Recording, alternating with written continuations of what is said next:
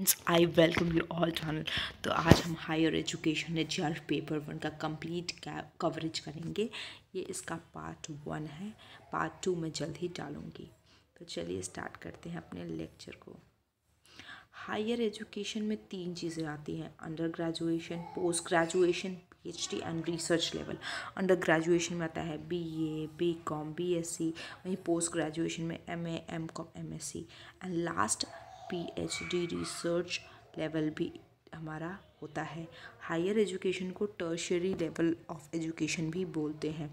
चलिए आगे पढ़ लेते हैं। Elementary education, secondary education and tertiary education. Elementary education क्या होता है? क्लास 1 से 5th प्राइमरी। अपर प्राइमरी में क्लास 6 से 8 होता है और किंडरगार्टन में नर्सरी से लेकर 1 तक होता है, यूकेजी तक होता है। बेसिकली प्राइमरी में हमारा क्लास 1 से 5th आएगा और अपर प्राइमरी 6 से 8। ये एलिमेंट्री एजुकेशन का ही पार्ट है। सेकेंडरी एजुकेशन क्लास 9 से 10 तक होती है और सीनियर एंड सेकेंडरी क्लास 11 से 12। आपने एलिमेंट्री स्कूल सुना होगा, XYZ elementary school, senior secondary school, high school, ऐसे नाम सुने होंगे। तो ये सेकेंडरी स्कूल आपका क्या होता है? 9 से 10 तक होता है। वहीं में ये होगा आपका, जैसे नाम होगा ABC सीनियर सेकेंडरी स्कूल, तो वो बेसिकली क्लास 11-12 तक होगा। टर्शरी स्कूल या टर्शरी एजुकेशन में क्या आता है? Higher education. इसमें भी 2 है आपका, A एंड B। ए में है general science, arts and commerce और बी है हमारा प्रोफेशनल, जिसमें इंजीनियरिंग, मेडिसिन, आर्किटेक्चर से रिलेटेड चीज़ें आती हैं। जनरल में science, arts and commerce, professional में इंजीनियरिंग, आपका मेडिसिन, आर्किटेक्चर। होप समझ में आया होगा। टर्शरी के और भी पार्ट होते हैं। वोकेशनल एजुकेशन भी टर्शरी में आता है। ट्रेडिशनल में पहले लोग क्या करते थे, ज़्यादा ITI पॉलिटेक्निक पे, लेकिन आजकल क्या है, न्यू और इमर्जिंग क्या है टर्शरी एजुकेशन में?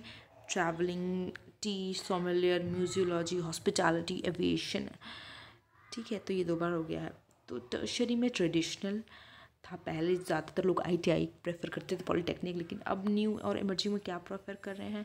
Travelling, hospitality, museology, aviation, T sommelier जो टी को टेस्ट करते हैं, म्यूजियोलॉजी म्यूजियम से रिलेटेड, हॉस्पिटैलिटी आपका वही होटल एंड ऑल से रिलेटेड है। नेक्स्ट पढ़ते हैं वैदिक एजुकेशन। एजुकेशन जो वैदिक पीरियड में था, पुराने ज़माने में, वेदों के समय में, वो ओरली ट्रांसफ़र हुआ करता था। जो लिप्स ऑफ टीचर से निकलता था ओरली। तो एजुकेशन वैदिक पीरियड में ओरली ही होता था। Education in comprehension is comprehension of 3 basic stages. 3 stages होती थी। सर्वना मतलब जो आप सुनते हैं, श्रुति, जो आप टीचर ने बोला आप वो सुनते हैं, फिर उसका मनन करते हैं, मतलब कि उसको एनालाइज करते हैं, एसिमिलिएट करते हैं कि अच्छा मुझे टीचर ने ये बताया, उससे मतलब निकालने की कोशिश करते हैं, इन्फरेंस निकालने की कोशिश करते हैं। निध्यासना। फिर हम लास्ट स्टेज होती है निध्यासना। हम जो भी हमने पढ़ा उसका ट्रुथ फाइंड करना चाहते हैं और ये कैसे रियल लाइफ में एप्लीकेबल होगा, ये हम निध्यासना के थ्रू ही जानते हैं। चलिए आगे पढ़ते हैं।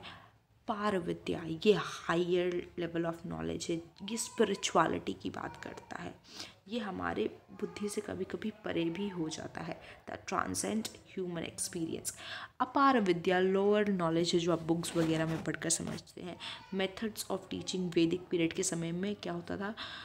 ओरल टीचिंग होती थी, जो टीचर बोलता था through the lips of the teacher, उसको प्योरली वैदिक माना जाता था, मतलब वेदों की बात हो गई। जैसे सेकंड है चिंतन, चिंता करना, जैसे बोलते हैं ना बहुत चिंता कर रहे हैं, मतलब सोच विचार करना।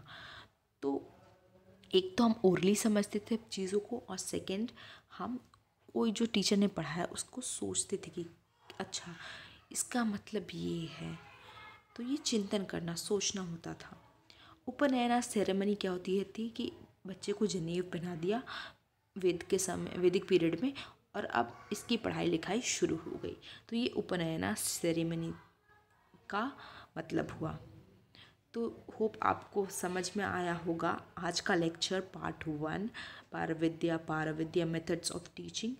वैदिक एजुकेशन, श्रवणा मनना एंड निधिध्यासना, ये इम्पॉर्टेंट बन जाता है आपके नेचर आरएफ पेपर 1 के लिए। तो ये श्रवणा मनना और निधिध्यासना, ये तीनों टर्म को याद कर लीजिएगा। अपार विद्या और पार विद्या एग्जाम में बहुत ही रिपीटेडली पूछा जा रहा है। और ये भी आपके एग्ज़ाम में आ चुका है बहुत बार कि न्यू एंड एमर्जिंग में इसमें से ABCD में से चुनिए कि न्यू एंड एमर्जिंग कौन सी एजुकेशन है। यह आपके पास्ट ईयर में रिपीट हो चुका है, 2019 में भी आई थिंक ये रिपीट हुआ था। तो होप आपको आज का लेक्चर अच्छा लगा होगा। कोई भी कन्फ्यूजन है तो कमेंट सेक्शन में ज़रूर पूछिएगा। Till then bye bye, have a nice day ahead.